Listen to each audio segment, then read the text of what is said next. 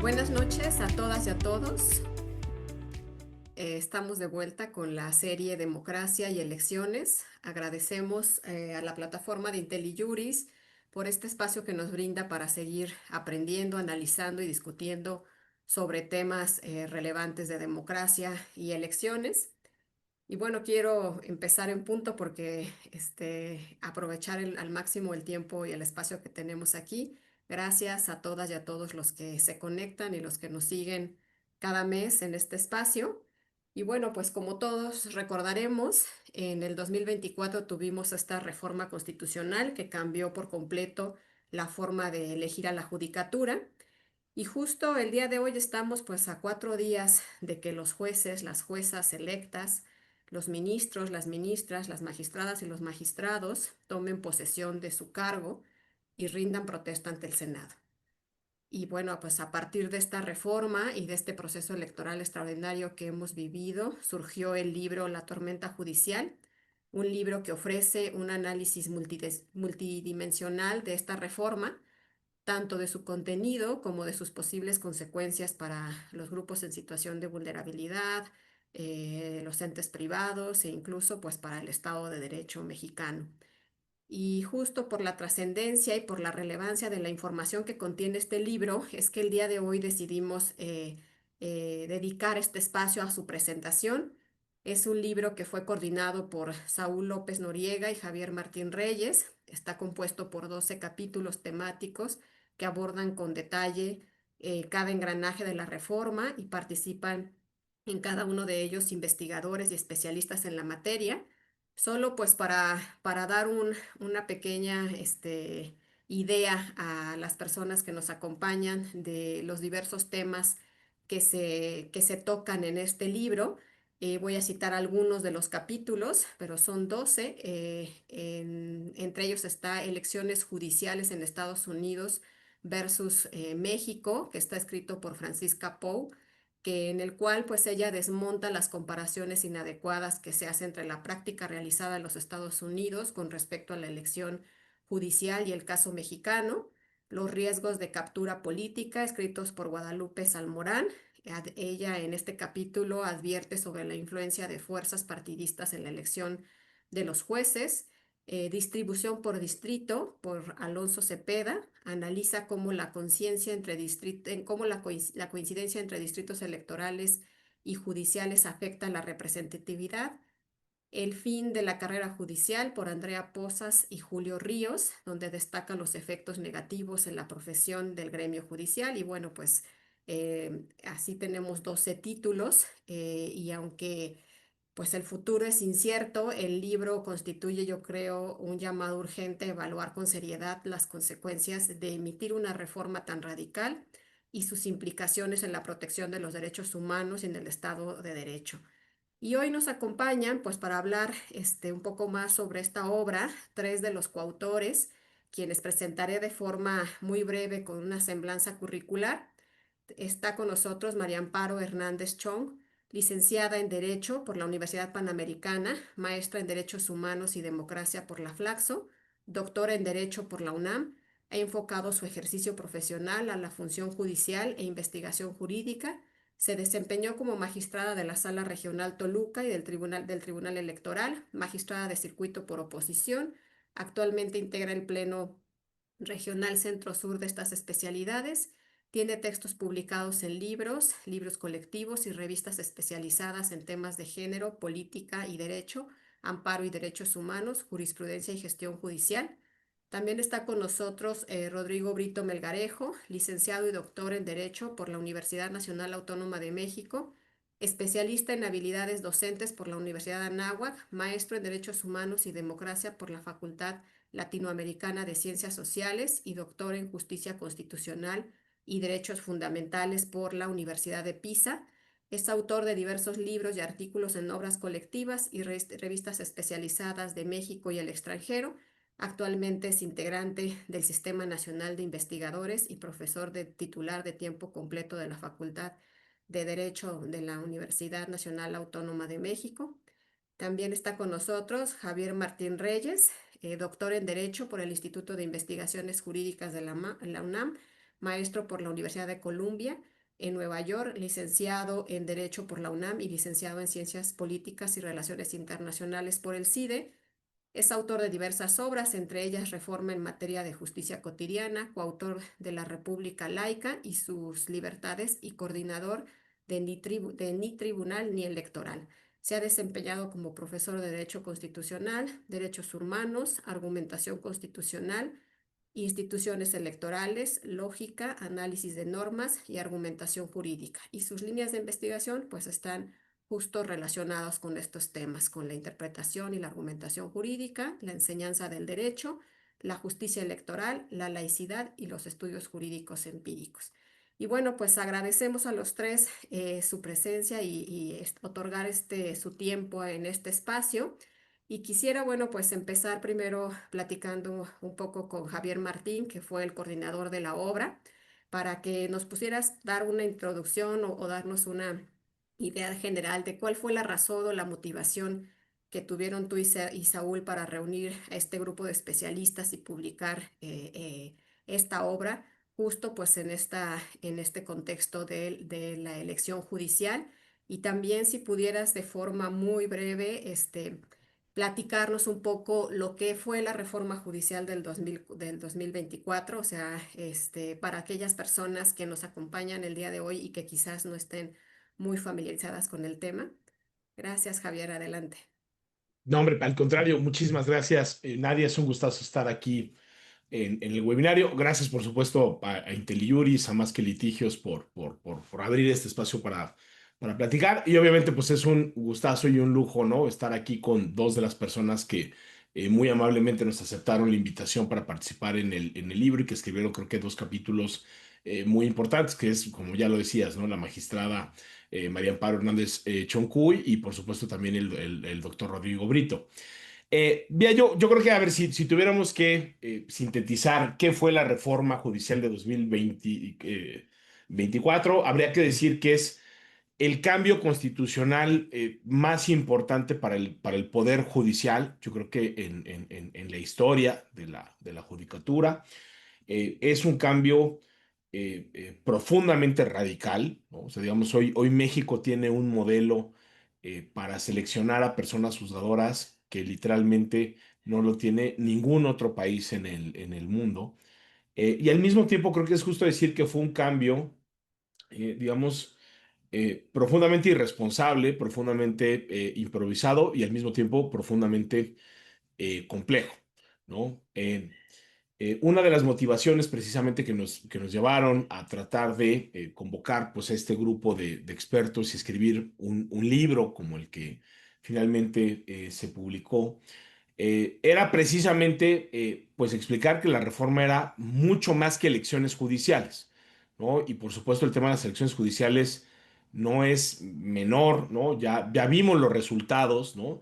¿Qué fue lo que sucedió? Pues elecciones con participación muy baja, una ciudadanía que no sabía pues ni para qué se estaba votando, ni quiénes eran las candidaturas, una elección donde no hubo ni condiciones mínimas para que las candidaturas pudieran hacer campañas, propuestas para que el electorado pudiera tomar una decisión informada. Y luego lo que vimos, ¿no? Yo creo que si hay una palabra que define a estas elecciones, pues es la palabra acordeón, ¿no? Que fueron pues estos papelitos, ¿no? Que pueden parecer inofensivos, pero que en realidad son solo la punta del iceberg, ¿no? O sea, esos acordeones en realidad son pues el último paso, el último eslabón, pues de una larga cadena de ilegalidades, ¿no? De uso de recursos eh, que estaban prohibidos en las elecciones y que se utilizaron para movilizar y que tuvieron, pues, como resultado lo que ya vimos, ¿no? Se publicó en la prensa un acordeón que se decía que era el que estaba en la lista de candidaturas que iba a apoyar, de nuevo, de manera ilegal, tanto el gobierno como el partido dominante o la coalición dominante de Morena y aliados. En su momento, cuando se publica esta lista, pues hubo mucho debate de que si hiciera la lista, no era la lista, si eran esos nombres, no eran otros nombres, que si había un acordeón oficial. Y luego lo que vimos es que ese acordeón explica el 100% de los resultados, ¿no? Y cuando vemos quiénes terminan siendo designados para los principales cargos del país, Suprema Corte, Tribunal de Disciplina, Sala Superior del Tribunal Electoral, pues no es que no haya algunos buenos perfiles, porque ciertamente los hay, pero la inmensa mayoría son personas muy cercanas, digamos, al gobierno, a Morena, incluso gente que ha tenido una trayectoria partidista. Y tanto por el perfil de la mayoría de quienes llegan, por las condiciones en las cuales van a operar, precisamente por este método de selección y por la destitución en masa que vimos antes, que también fue pues algo brutal, y yo creo que eso es algo suficiente como para condenar la reforma judicial. O sea, es decir, una de las principales garantías que tienen las personas juzgadoras es que no puedan no puedan sus periodos de nombramiento ser acotados de manera arbitraria, y aquí literalmente todas o casi todas las personas juzgadoras del país, tanto a nivel federal como a nivel local, pues o se van, ¿no? Ahora en unos cuantos días, o se irán en 2 años, ¿no? Entonces, bueno, un poco la motivación, y con eso voy redondeando, fue tratar de explicar en un lenguaje, déjame ponerlo así, técnicamente sólido, ¿no? Y por eso las personas que escriben son especialistas en la materia, pero sí les pedimos que hicieran un esfuerzo muy grande para poder transmitir en textos relativamente breves, pues cuáles eran tanto el contenido como las implicaciones de la reforma judicial, haciéndonos cargo de que la parte de las elecciones era muy importante, sí, pero que había muchísimas otras cosas adicionales en esta reforma, ¿no? Hay un nuevo modelo de vigilancia, ¿no? A cargo ahora de un tribunal de disciplina que es problemático, y por eso hay un capítulo precisamente de eso. Hay un debilitamiento de el juicio de amparo, ¿no? Tanto las suspensiones como las sentencias con efectos generales, ¿no? Que tienen muchas implicaciones sobre cómo se pueden proteger derechos en México, y por eso también hay un capítulo al respecto, ¿no? Hay una cosa que yo creo que fue una de las mayores locuras de la reforma, que fue la eliminación de las salas de la Suprema Corte, ¿no? Que eran los dos grandes motores, y que creo que eso genera muchísimas dudas sobre si la Corte va a poder hacer o no frente a su carga de trabajo, cuál va a ser su papel en el nuevo sistema. Bueno, por eso hay un capítulo. Y ni qué decir del tema de la jurisprudencia, que es un tema relevantísimo, ¿no? Precisamente por eso, pues la magistrada Hernández Choncuy escribe un capítulo al respecto. Y luego otro tipo de medidas, como el caso de los jueces y juezas sin rostro, ¿no? Una figura que tiene enormes problemas desde una perspectiva de derechos humanos, que en otros países ha generado una enorme cantidad de abusos, y que también forma parte de la reforma, ¿no? Y por eso ahí está precisamente el capítulo del doctor Rodrigo Brito, ¿no? Entonces, en pocas palabras, era tratar de explicar de manera sencilla, clara, pero técnicamente rigurosa en qué consistía esta reforma, tratar de explicar desde antes de que tuviéramos resultados electorales cuáles iban a ser las implicaciones, y por eso es que hicimos un esfuerzo muy grande, y ahí la verdad es que pues el mérito es de las personas autoras, para que esta obra, yo te diría, en unos 6 meses más o menos, pudiera seguir pues todo el proceso editorial, todo el proceso de dictaminación. Es una obra también que se tradujo al inglés, ¿no? Otra de nuestras preocupaciones era pues que había, o sea, si en México había desinformación, pues imagínate, en el ámbito internacional, pues era complicado explicarle a los especialistas, a la prensa extranjera, a otro tipo de organismos, qué era lo que estaba sucediendo. Por eso también hicimos el esfuerzo por traducir al 100% el libro. Y la última cosa, y ahí sí, y obviamente como en todo, ¿no? Pues reconocer la labor de Saúl López Noriega, que también, querido colega, que también fue coordinador de la obra, y obviamente también anexos que publica la obra, porque gracias a la generosidad de Nexos es que este libro está en acceso abierto, ¿no? Entonces cualquier persona que googlea ahorita el nombre, y si no ahorita les ponemos la liga aquí en el Zoom o en otras plataformas, puede descargar libremente el libro en PDF. Está también en plataformas, digamos, de libros electrónicos, porque lo que queríamos era eso, un libro accesible, un libro riguroso, y un libro que pudiera explicar y tratar de anticipar algunos de los efectos.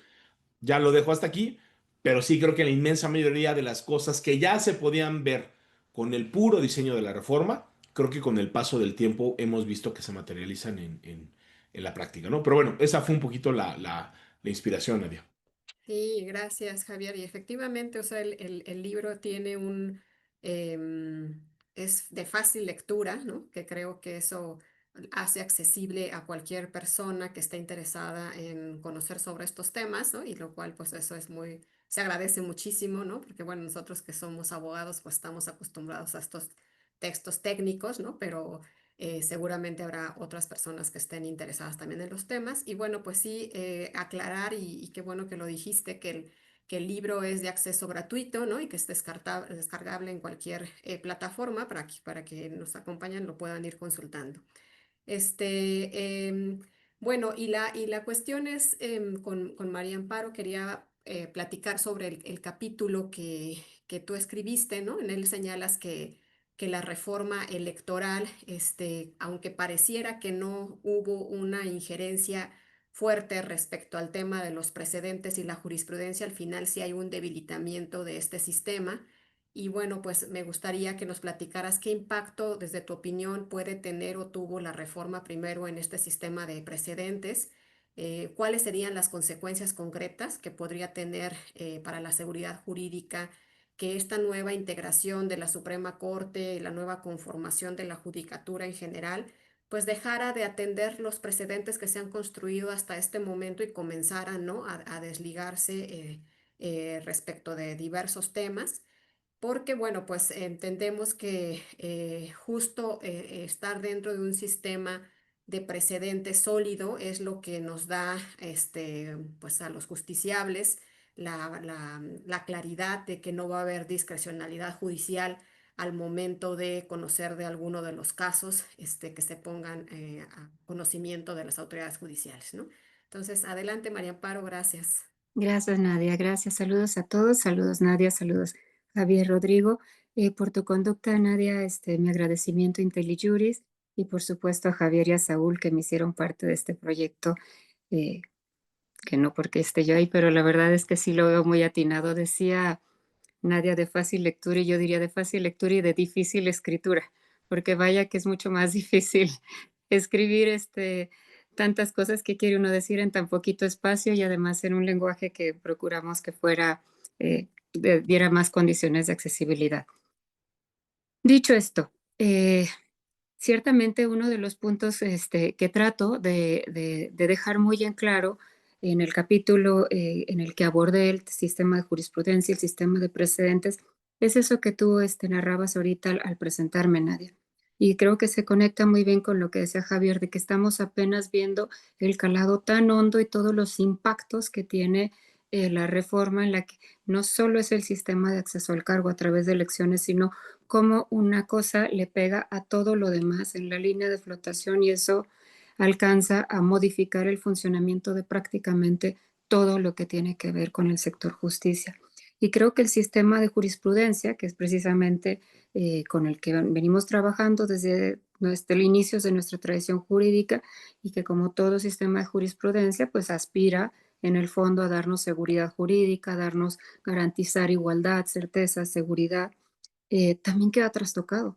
Si tú revisas la reforma, en realidad prácticamente no fue modificado ninguno de los artículos que oye, modificaron el sistema de jurisprudencia, pero no lo modificaron, ese quedó igual. Casi te podrían decir que quedó idéntico. Lo que se modificó fue uno que otro detalle menor, como se redujo el número de la corte, se reduce el número de votos para la votación calificada. Como ya no hay salas, pues ya no hay cuestiones relativas a cómo se forma el criterio obligatorio de la sala. Cosas realmente muy menores que en teoría y en principio parecerían haber dejado nuestro sistema de jurisprudencia presente sin tocado. Pero esta reforma es de un calado tan importante que aún no queriéndolo tocar, le pegó. Y le pegó en todo lo que tiene que ver con su funcionamiento. Y son impactos quizá difíciles de ver ahorita, porque además estamos apenas en la fase de implementación en la que entran unos, salimos otros. Son de esas cosas que casi no se ven, pero ahí están y creo yo que van a causar insisto, un muy importante impacto. Me decías, oye, se debilita el sistema de precedentes. Yo diría que más que se debilite el sistema de precedentes en teoría sigue teniendo las reglas que tiene. ¿Se complica su operación? Sí, sí se complica. Y se complica por la reforma, pero no solo por la reforma, sino que venimos arrastrando ya desde hace varios años muchas otras cuestiones que creo que no es ahorita el caso detenerme en detallar pormenorizadamente, nunca acabaríamos, pero veníamos arrastrando muchos problemas ya que estaban haciendo muy complicado que volara el sistema de precedentes que se trató de implementar en 2021, cuestiones de orden cultural, de orden educativo, y de orden formal, una serie de cuestiones. Y llegamos a esta reforma, y aquí me quiero detener en un punto que considero que es una de las cosas que más le pega, y no la única, pero sí una que le pega más, en la que vamos a tener una judicatura prácticamente repoblada. En algunos lugares es una repoblación total y en algunos otros es una repoblación pues parcial o mayoritaria. Eh, ¿Y por qué esto es importante? Porque al final, para que el mejor sistema de precedentes funcione, tú puedes tener las mejores reglas para que funcione el sistema de precedentes. Puedes tener a la mejor, una de las cosas que no teníamos, una corte que produzca pocos precedentes que puedan irse bajando. Aquí nosotros tenemos una corte que genera miles y varios miles de precedentes al año, una cosa imposible de manejar y a la cual no hemos llegado tampoco. Pero al final, aunque todo lo demás funcione, para que al final el sistema jale, necesitas una base de usuarios del sistema de precedente, una base de operadores del sistema de justicia que conozca los precedentes, que conozca los precedentes y que sepa trabajar con los precedentes, que sepa cuándo aplicarle un caso, cómo aplicarlo y cómo no aplicarlo. Veníamos en un proceso de deconstrucción de forma de entender el precedente, de aplicarlo mecánicamente a un caso sin tomar en consideración contexto, sin tomar en consideración particularidades del caso, aplicando a rajatabla y generando problemas de desigualdad, paradójicamente. Estábamos en ese proceso de deconstrucción y reconstrucción que lo vimos totalmente y abruptamente interrumpido para repoblar un órgano que tendrá como tarea algo que estaba en tarea de todos de cualquier manera, empezar de cero y reaprender, y eso va a ser muy complicado. Entonces, el sistema de precedentes se debilita, se complica y se complica de una manera brutal. ¿Qué es lo que se debilita? Se debilita la seguridad jurídica. Se debilita el derecho a la igualdad, a que todos seamos juzgados iguales, porque la tendencia implicaría pues regresar a un sistema de aplicación mecánica, porque eso es lo más inmediato, lo que más fácil. Y sí, ciertamente, hay ahora tecnologías que antes no teníamos, que pueden ayudar a localizar precedentes, pero el problema hoy en día y de unos años para acá, y justo eso es lo que estábamos tratando de revertir, es el problema no es encontrar precedentes, es saber trabajar con ellos, analíticamente hablando, cómo concretarlo en los casos, cómo lo que en un caso fue una buena solución, traerlo a un caso para que en este caso, lejos de aplicarlo y llegar a cosas distorsionadas, podamos aplicarlo para llegar a una buena solución también y no nada más mecánicamente. Entonces, nos compromete el tema de la igualdad, nos compromete el tema de la seguridad jurídica. Y si a esto le añadimos todas las otras cuestiones político-constitucionales que vienen como componentes de la reforma, en la que tienes una corte pues con un componente político importante que previsiblemente tendrá una deferencia política importante hacia el legislativo, hacia una tendencia a no anular legislación, a no anular ciertas cuestiones que puedan tensar, ya no digo comprometer, simplemente tensar cuestiones de derecho, pues se te incrementa algo que hipotetizábamos hace algunos años, en el sentido de como una suerte como de control remoto a larga distancia de la judicatura, como controlando a un órgano relativamente pequeño, ahora de 9 personas, que, ojo, acceden al cargo por un método político electoral, y cómo ellos en un solo fallo, con una mayoría muy flaca, pueden ordenar y en ese sentido no sé si la palabra sea la correcta, pero al menos creo que comunica gráficamente. Tener una suerte de control remoto técnico sobre todo lo que pasa en el resto de la judicatura. Se facilita algo que se especulaba, que ya se empezaba a atender, a preparar hace unos años.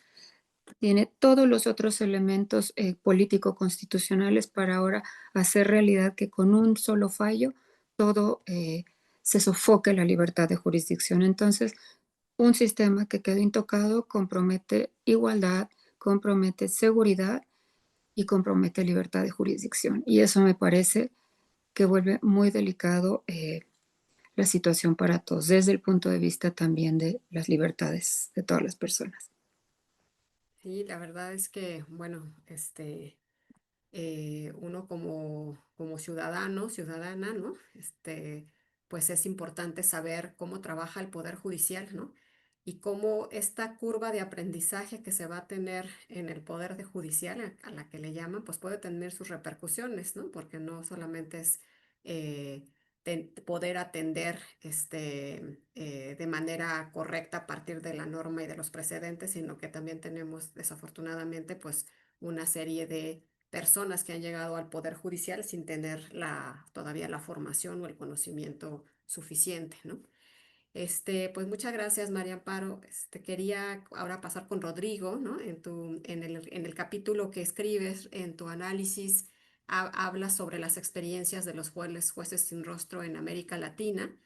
Y bueno, pues sobre la inclusión de esta figura en la reforma judicial, quería que platicaras cuáles son los principales riesgos que implica replicar este modelo en México, qué lecciones deberíamos aprender de esos casos, para no debilitar más nuestra independencia judicial, o cómo evalúas tú el uso de esta figura, ahora en el Estado mexicano. Adelante, Rodrigo, gracias. Sí, muchas gracias, Nadia. Yo quisiera también unirme antes de empezar, de dar respuesta a tu pregunta, agradeciéndote a ti, a IntelliJuris, la oportunidad de compartir este espacio además con María Amparo y con Javier. Creo que como lo ha dicho Javier, muchas veces empezamos a platicar sobre la reforma judicial y nos enfocamos en la manera en que se eligió a las personas que integran ahora el Poder Judicial de la Federación, los poderes judiciales de los estados, pero no vemos a veces las implicaciones que puede tener más allá de la elección judicial. Y una de las figuras que se coló precisamente en la reforma fue la figura de los jueces sin rostro, que ya se ha dicho en muchas ocasiones, y quizá eso es lo preocupante, que tal vez no lo quisimos ver. Y si no lo vimos, pues es todavía más preocupante. Ya se ha dicho que es una figura que tiene implicaciones muy importantes en el ejercicio de los derechos humanos. ¿Por qué? Pues porque si bien existía un contexto de violencia, de agresiones en contra de las personas juzgadoras, eso nadie lo puede negar y creo que eso debía preocuparnos, pero además también ocuparnos. La salida que se plantea es una salida que ha demostrado en diferentes latitudes que no es la más adecuada, ¿no? Ha demostrado que pues hay unas implicaciones a partir de la implementación de esta figura que pueden poner en riesgo pues los derechos de las personas. Tres casos simplemente para comentar este tipo de implicaciones. En Colombia, por ejemplo, en los años 90, entre las medidas que se pusieron en marcha para enfrentar al cártel de Medellín, se aprobó un decreto que establecía la justicia sin rostro con carácter transitorio. No se pensaba que era una medida extraordinaria, solamente por un tiempo determinado para hacer frente a una situación muy compleja que se vivía en aquel país durante esta época, ¿sí? ¿Qué fue lo que dijo la Corte Constitucional colombiana al revisar la validez de estas disposiciones? Bueno, las declara acordes con la Constitución, pero, y esto es muy importante, tomando en cuenta ese carácter transitorio de la medida. Cuando posteriormente se trata de dar permanencia a esta medida transitoria, pues se analiza de nuevo cuenta la figura por la Corte Constitucional y se dice la medida es discriminatoria porque las garantías procesales ante los órganos jurisdiccionales serían distintas para unos y para otros procesados, contrariando las disposiciones constitucionales y también los tratados internacionales, ¿no? Entonces, se piensa que una figura como esta, con carácter permanente, sería pues violatoria de derechos. Algo más preocupante, y es lo que lleva muchos casos a la Corte Interamericana, el caso de Perú. Fujimori adopta también la figura de la justicia sin rostro para responder a las acciones de grupos como Sendero Luminoso o como el movimiento revolucionario Tupac Amaru,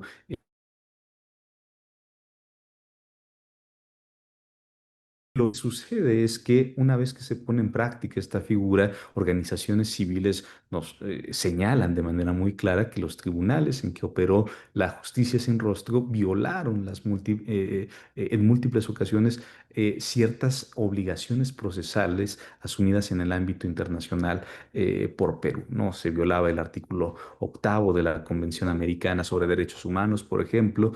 Se empiezan a dar malas prácticas a partir de esta figura, como la tortura, por ejemplo, la coacción, y se dictan sentencias sin que las personas sujetas a proceso pudieran interrogar a sus acusadores de conformidad con lo establecido en el marco normativo, ¿no? Muchas veces no se consideraron, por ejemplo, las pruebas que se presentaban por parte de la defensa, no se hacían esfuerzos para comprobar acusaciones infundadas, y por eso es que la figura desaparece en Perú después de 5 años debido a esta gran cantidad de injusticias que provocó. En El Salvador, por ejemplo, pues también se implementa por parte del presidente Bukele en el 2022, pues reformas que regulaban el proceso penal y que implicaban la justicia sin rostro. Y, por ejemplo, la Fundación para el Debido Proceso hizo un llamado a fin de buscar medidas alternativas para garantizar, sí, la seguridad de las personas que tienen a su cargo la titularidad de órganos jurisdiccionales, pero que deberían de respetar el debido proceso y no deberían atentar contra los elementos que sustentan una sociedad democrática. ¿Cuáles son las consecuencias? Pues abusos, lo decíamos, ¿no?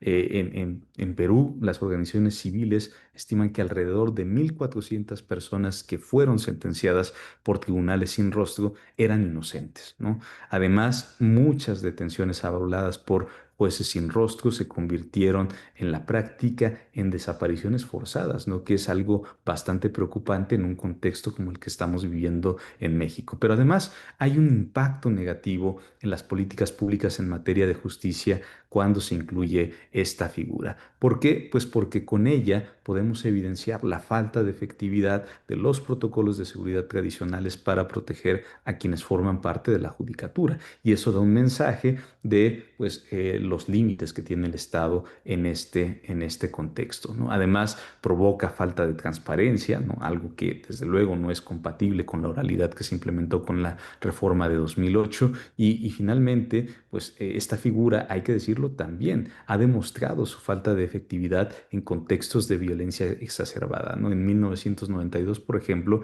en Colombia, una jueza sin rostro que conocía de uno de los homicidios ordenados por Pablo Escobar fue asesinada junto con sus escoltas a pesar de que se había resguardado su identidad, ¿no? Y me parece que la figura además es un poco contradictoria porque queremos proteger a las personas que son operadoras jurisdiccionales, resguardando su identidad, pero las exponemos a obtener el voto a través de una elección, ¿no? Y esto me parece que, pues más que ayudar, más que contribuir a fortalecer la independencia judicial, la ataca, ¿no? Creo que lo preocupante es que, si bien, como decía Javier, pues el esquema de la elección es un esquema inédito y pues ahí también debería ser preocupante pensar por qué ningún otro sistema se ha implementado. Aquí lo más preocupante es que, sabiendo que la figura no ha funcionado, habiendo una gran cantidad de sentencias en las que se declara la inconvencionalidad de este tipo de medidas por las consecuencias tan graves que puede provocar, la adoptamos, y también la adoptamos además a sabiendas de esa falta de efectividad en un contexto como el nuestro, ¿no? Me parece que eso es preocupante y son cosas que deben ponerse sobre la mesa, y por eso yo también me uno al agradecimiento a Saúl y a Javier por la oportunidad de participar en esta obra.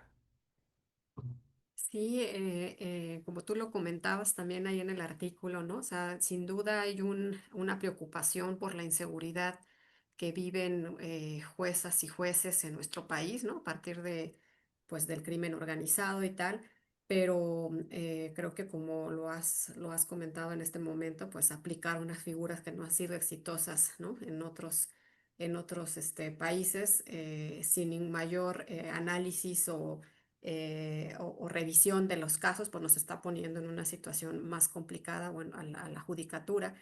Y sí es totalmente, me llamó la atención ese comentario que dice sobre lo absurdo, ¿no? De la reforma, porque efectivamente ahora los jueces y las juezas, después de de este proceso electoral, pues yo he visto que se han vuelto pues más públicos, ¿no? Andan incluso pues haciendo eventos para agradecer el voto a la ciudadanía en los diferentes estados, abriendo sus cuentas de redes sociales y tal. Entonces, hay una contradicción entre el objetivo que se busca con esto y pues lo que realmente se convirtió ahora, las personas de la judicatura, ¿no? Pues quería recordarles a las personas que nos están siguiendo en las plataformas que nos pueden hacer llegar sus comentarios y sus preguntas por el chat. Daríamos unos minutitos al final, aprovechando aquí a nuestros invitados, para que nos resuelvan algunas otras, dudas que tenemos adicional, porque como les platicaba, pues la verdad es que el libro es muy vasto, o sea, aborda diversas temáticas, y bueno, y entre ellas están, por ejemplo, a mí me llama la atención, pues, varios de los artículos, Javier, de los que se escriben en el libro pues hablan de esta captura política que está teniendo la judicatura, ¿no? Quería ver si nos puedes explicar qué es el riesgo, cuál es el riesgo que podríamos tener con esta captura del Poder Judicial y cómo puede materializarse esto, pues en el abuso del poder o en una afectación directa hacia la ciudadanía. Y también, bueno, pues platicar un poquito de lo que va a pasar en los estados, ¿no? Creo que como que nos hemos abocado en los espacios públicos a hablar de la elección federal y ahí también, bueno, pues ustedes tienen un artículo en el libro al respecto que creo que no le hemos dado también el espacio suficiente a hablar de estos temas que todavía creo que se complica más en las entidades federativas que también ya han tenido su elección o que están próximas a realizarlas. Adelante, Javier, gracias.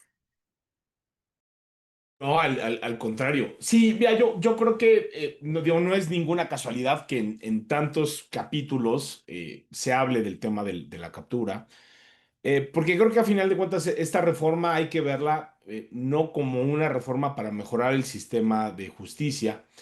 Creo que si la intención hubiera sido esa, hubiéramos visto una reforma muy diferente, ¿no? Y yo creo que, pues, desde muchísimos espacios en la academia, en la sociedad civil, de las propias instituciones públicas, pues ya contábamos con muchísimos diagnósticos que nos decían que claro que el sistema de justicia en su conjunto tiene y seguirá teniendo desafortunadamente muchos problemas, ¿no?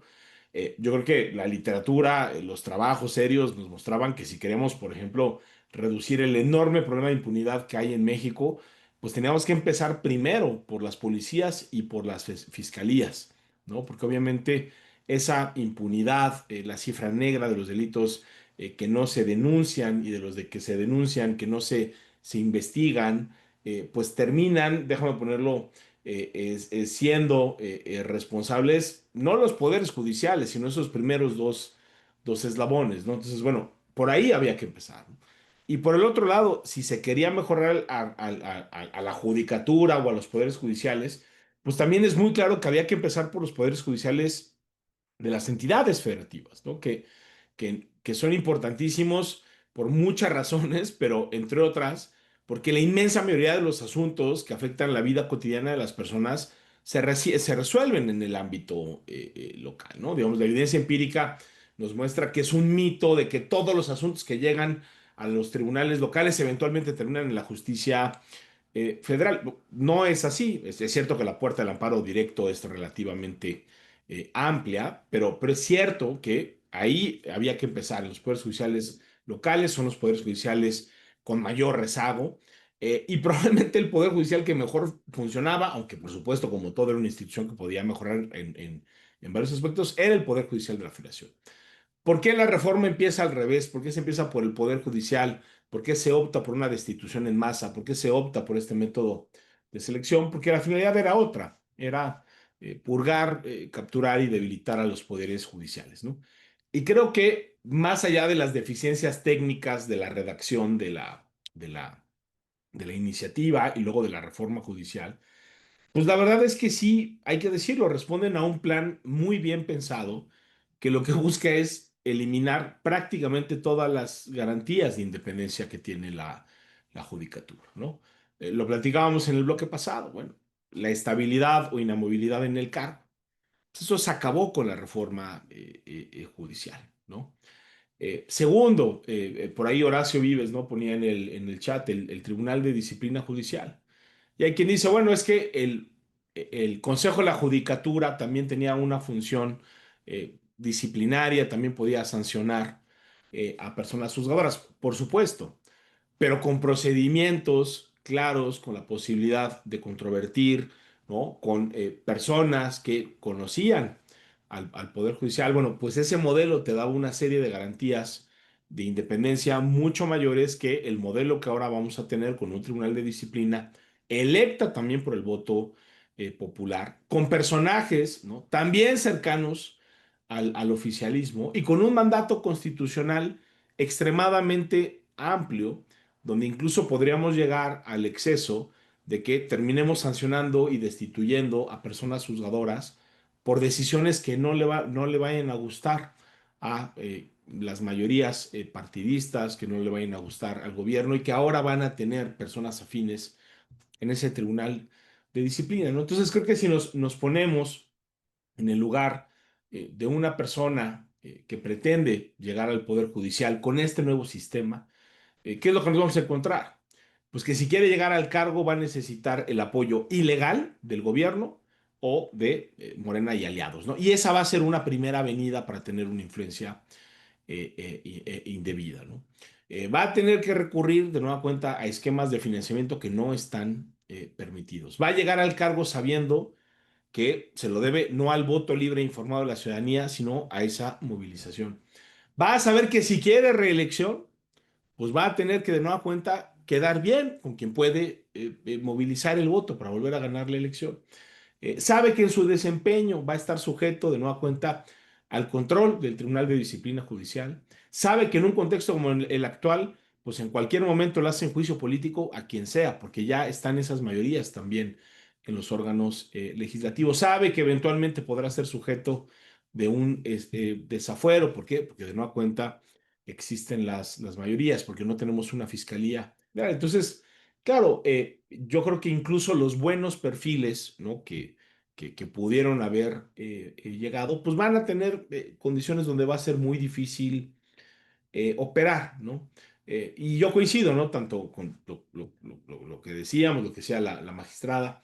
Yo creo que muchas de estas cosas las vamos a ir viendo sobre la marcha, pero de nuevo, cuando vemos lo que ya está sucediendo, pues ahí está, ¿no? O sea, el 100% de los resultados de los cuatro órganos más importantes se explica por ese acordeón, ¿no? Y luego creo que ha habido otros estudios empíricos muy interesantes, pienso en lo que ha publicado especialistas como Fernanda Caso, en EMAS, donde lo que muestran es que cuando ya te vas a nivel de magistraturas de circuito, te vas a juzgados de distrito, pues también la inmensa mayoría de las personas que ganaron fueron postuladas por el Poder Ejecutivo, en segundo lugar por el Poder Legislativo, ¿no? Por el Judicial, pues ya el porcentaje es bajísimo, y las personas en funciones pues ya son porcentajes francamente bajos, ¿no? Abajo del 6% en el caso de magistraturas, abajo del 17% en el caso de juzgados, ¿no? Entonces creo que esos datos lo que nos van a ir revelando, creo que eventualmente el funcionamiento del Tribunal de Disciplina Judicial también nos va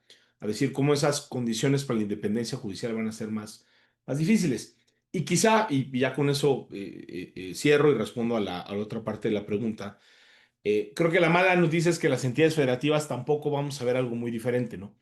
Y quizá ahí sí hay algo paradójico, ¿no? Porque ciertamente el capítulo que escribí con Saúl, ¿no? Es un poco responder una pregunta que es, pues, ¿con qué tanto margen de actuación tienen los poderes judiciales locales? Pues no para separarse al 100% de la reforma, porque es obvio que hay cosas de las que no se pueden escapar y es clarísimo que pues tienen que implementar ahora elecciones judiciales, que ya de por sí son una mala idea. Pero un poco el argumento que hacemos en el capítulo Saúl y yo es que los estados sí tenían un margen de configuración legislativa relativamente amplio para tratar de innovar, para tratar de limitar quizá algunos de los aspectos más negativos de la reforma. La mala noticia es que pues prácticamente la inmensa mayoría de los estados lo que hicieron fue un copy-paste, una calca del modelo federal. Algunos estados por ahí introdujeron cierto tipo de innovaciones y luego hubo otros estados que introdujeron, déjame ponerlo así, medidas regresivas adicionales, ¿no? O sea, hubo estados donde las elecciones fueron una simulación, pues porque no había alternativas, ¿no? Porque la gente nada más podía ir a votar prácticamente por los mismos nombres, ¿no? O donde se pusieron como planillas de diferentes partidos políticos, ¿no? Entonces, pues sí es hay que decirlo, es una muy mala noticia. Y quizá lo peor, y yo sé que luego en esto uno termina muy pesimista, pero sí creo que lo peor es que lo peor está por venir, ¿no? Porque el día que empecemos a ver cómo empieza a funcionar este Poder Judicial, el día que veamos ahora sí la renovación total en 2027 y tengamos un Poder Judicial plagado de incertidumbres, donde no sabemos si las personas saben o no saben, tienen experiencia o no tienen experiencia, si van a estar más o menos propensas a actos de corrupción. Yo sí me temo que vamos a terminar en promedio con un peor poder judicial o con peores poderes judiciales. Lo que no sabemos, déjame ponerlo así, es la magnitud del daño. Sabemos que algunos daños ya están hechos, pero qué tan grandes va a ser, pues es algo que sí solo nos dirá el tiempo tanto en el ámbito federal como en el ámbito local, ¿no? Sí, gracias, Javier. Ya les comentaba yo al inicio que pues el libro la verdad nos invita a reflexionar sobre no solamente sobre lo que aconteció, ¿no? Y de cómo surgió la reforma al Poder Judicial, sino también de las posibles implicaciones, como lo que ha escrito ya María Amparo y Rodrigo. Yo quiero como contarles un poco, ¿no? Lo que estuvimos viendo pues en la calle, ¿no? Con la gente, por ejemplo, cuando hablábamos de la elección judicial, pues muchas personas no les interesaba, ¿no? Vimos un desinterés generalizado sobre la elección, un desconocimiento total y las pocas personas que fueron a votar, que fueron también acompañadas de su acordeón, ¿no? Pues decían que esto no, pues no les era relevante porque en realidad no tenía un impacto directo hacia la sociedad, o sea, como que no lo ven reflejado como cuando eligen a un presidente municipal, ¿no? A un gobernador, a algún miembro del poder legislativo, la gente pues comentaba esto en general, ¿no? Entonces, aprovechando su presencia, quería platicar con María Amparo que más allá de lo institucional, me gustaría que nos pudieras explicar cómo puede esta reforma afectar a las personas comunes, ¿no? A las personas que pensamos que por no tener quizás relación con un litigio, por no ser parte de una controversia, por no estar llevando ahorita un asunto pues en algún juicio, ¿no? Pues pensamos que no, pues no es relevante para nosotros lo que está pasando en el Poder Judicial, ¿no? Cómo podríamos vernos afectados un poquito para difundir esta información, porque creo que pues gran parte de pues de que estas cosas no estén escandalizando, ¿no? Es que la ciudadanía cree que no es relevante, ¿no? Que no nos impacta en el día a día. Adelante, María Amparo, gracias. Gracias, Nadia. Ay, es que realmente sí es como decía Javier, y lo decíamos hace rato, son problemas muy difíciles de ver. Son problemas muy difíciles de ver y que a golpe de vista parecerían que son problemas que nos interesan a unos cuantos académicos, a unos cuantos teóricos del derecho constitucional, o yo estoy en mercantil, a mí qué más me da. Este es un tema de los de constitucional, o este es un tema de las cúpulas. Y pues no, no es así. La pregunta que me haces me recuerda mucho, me causó mucha gracia en su momento, pero realmente, pues por lo inquietante que me resultó. Hay un colega, seguramente lo conocen, Rodrigo Camarena, publicó hace ya algunos meses en esta revista electrónica de Laicon, que se dedicó a la reforma judicial.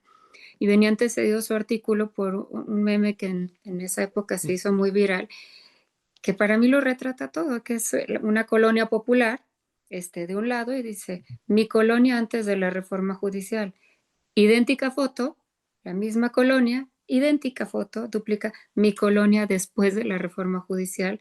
Es un poco como tratando de comunicar esto, ¿no? O sea, ¿a mí qué? O sea, mi colonia está igual antes de la reforma judicial y mi colonia, mi vida va a seguir igual después de la reforma judicial. Pero me resultaba muy choqueante cuando en lo personal y con toda la gente, cercana en mi ámbito profesional, era algo tan fuerte. Y eso me hizo pensar, bueno, es que realmente sí, para la inmensa mayoría de la ciudadanía, ese es un retrato que explica, lo que los hallazgos que tú, nos comentabas, que la pregunta es: "¿Y a mí qué?". O sea, ¿a mí qué me afecta?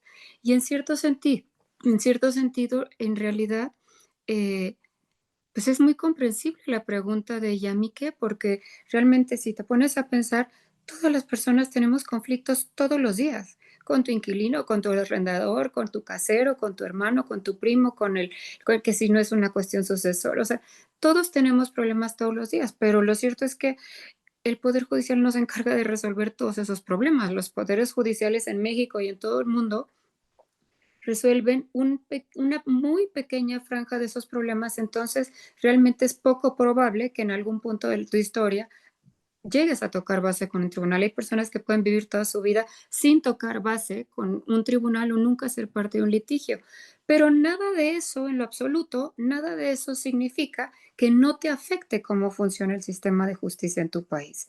Y ahí es donde creo que está la desconexión importante, no porque nunca hayas sido avisores, nunca ser parte de un, no significa que no te esté afectando o que no vaya a afectar tu calidad de vida o la calidad de la democracia en la que vives, la calidad de servicios públicos que percibes y una serie de condiciones que tienen que ver con cómo vives. La cosa es que es muy difícil de ver esa conexión.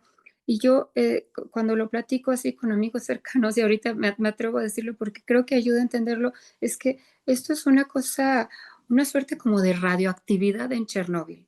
O sea, no lo ves, pero está ahí y está matando todas las cosas que va teniendo a su alrededor y les va quitando fuerza y les va debilitando y las va debilitando y las va debilitando. El sistema está diseñado de una forma muy improvisada, ya no quiero repetir lo que bien nos explicaba Javier, en el que por todos lados, si no es por el Tribunal de Disciplina, es por el método de elección, es por las condiciones en las que quieres acceder a una reelección, está pensado para que todos sus componentes sean verdaderamente diferentes al poder verdaderamente con unas carencias de independencia para resolver como que resolver, que tampoco se necesita saber mucho ni ser adivino, ni saber leer el futuro para saber que va a ser muy complicado ganarle un litigio al Estado. Un litigio de lo que tú quieras, una licencia para tu restaurante, una multa de tránsito, una multa pues porque no tenías la puerta de seguro, cualquier cantidad de cosas en las que nos podemos, piensa desde algo tan fuerte como que te expropiaron a algo tan pequeño como una pequeña multa porque tu comercio no estaba la licencia en regla, lo que tú quieras. Pueden pasar una serie de cosas y eventualmente tarde o que temprano, y aunque tú no seas un usuario directo del sistema de justicia, tener una justicia en la que poco puedes esperar en un tema de igualdad en un litigio cuando litigas contra el Estado. Piensa en un asunto fiscal, piensa en una multa, piensa en una licencia, lo que tú quieras, no se diga una libertad. ¿Quién se va a atrever a, ojalá se atrevan, pero el sistema está pensado para que sea realmente muy complicado que alguien con toda objetividad estudie el asunto de una persona contra la que el Estado ya tiene alguna enemistad. Va a ser realmente muy complicado y todo eso va afectando las condiciones de democracia en la que vives, la calidad de servicios públicos que recibes, la forma en la que cuidan o no cuidan a tu colonia. Y no se diga en el tema de la desigualdad que es tan preocupante en este país. Pensemos, vayámonos a cosas a lo mejor más, sencillas, más, alguna cuestión patrimonial, alguna cuestión, alguna disputa familiar. ¿Por qué desde el punto de vista de la igualdad? Porque todas esas otras salidas alternas que puedan tener esos litigios, pensemos en arbitraje, pensemos en mediación, quienes ya no puedan transitar por un sistema de justicia que no va a funcionar, que no funcionaba bien. La parte que funcionaba menos mal era la parte que se ha ahora sustituido por otra que no va a funcionar mejor, que va a funcionar con las mismas reglas procesales, con los mismos defectos de normas sustantivas con las que venía trabajando, nada más operada por otras personas, agravada la disfuncionalidad. pues va a encontrar otra salida. Y la otra salida va a ser, para quienes puedan pagarlo, acudir a otro sistema de justicia de algún modo paralelo, que veo que se va a tener que ir generando ante la disfuncionalidad del sistema, que antes con todo y lo disfuncional que tenía, ciertamente había muchas cosas que mejorar, más o menos lograba todavía contener esa conflictividad y esa litigiosidad aquí. Muestra de ello es que cada vez que ha surgido el debate de eliminar el amparo directo, no se puede. Y no se puede porque todavía se cree que hay una parte donde se puede de alguna manera componer lo que acá no ha terminado de funcionar. Entonces, nos va a afectar a todos. Nos va a afectar a todos desde hacer mucho más grande la brecha de desigualdad social que todavía hay, porque quien pueda acceder a otros medios de justicia privada, justicia alternativa, lo va a acceder. Quien no pueda se va a quedar con un sistema de justicia de impartición pública que va a tener las mismas disfuncionalidades que tenía, pero muchísimo más agravadas y nos va a pegar en el tema de todas las libertades y la seguridad jurídica que podamos gozar nosotros como individuos frente a cualesquiera de las autoridades estatales. Llámale Ministerio Público, llámale Fisco, la que quieras, tu presidente municipal. Entonces, eso es algo que sí está ahí, que sí nos va a afectar, por eso digo, es como un Chernobyl. ¿No lo ves? ¿Crees que puedes seguir viviendo como si vivieras, como si no hubiera pasado nada, pero tarde que temprano yo creo que tarde que temprano a todos nos va a llegar y lo que ahorita nos vemos, lo vamos a estar a lo mejor no viendo, pero viviendo en carne propia a la vuelta de unos años. Son procesos graduales, son procesos invisibles, pero ahí están. Y no quiero ser trágica, eh, pero no hay elementos en esta reforma que puedan de momento llevarnos a otro pronóstico y reconociendo, como creo que también lo han hecho mis compañeros en esta presentación, que puede haber que hayan llegado buenos elementos, pero con un sistema así, el pronóstico, aún reconociendo que llegan buenos elementos, no puede ser alentador. Sí, la verdad es que, qué bueno, gracias por tu explicación. Creo que esto es algo que le tenemos que dar mayor difusión, ¿no? Porque de verdad es muy desalentador pensar, escuchar pues, en tu vida cotidiana, ¿no? Como las personas alrededor, pues, se desinteresan totalmente, pues, sobre estos temas y creen que es un tema solo de algunas personas, ¿no? Y bueno, ya ni qué hablar también de cómo se van a ir acotando también nuestras libertades, ¿no? A mí me preocupa mucho también este Claro, tema de la libertad de expresión que ya hemos visto en algunos casos que se ha ido acotando justo por estar realizando expresiones en contra de servidores públicos, ¿no? O personajes relevantes. Entonces, bueno, pues ya para cerrar, muchas gracias. Vamos a tomar unos minutitos más del tiempo y bueno, pues aquí agradecerles a las personas que nos están acompañando sus comentarios, les mandan saludos y agradecimiento por la obra. El libro ya lo compartió Javier en el chat, para Cristian que preguntaba sobre el libro. Ahí están los links que pueden descargarlo de forma directa.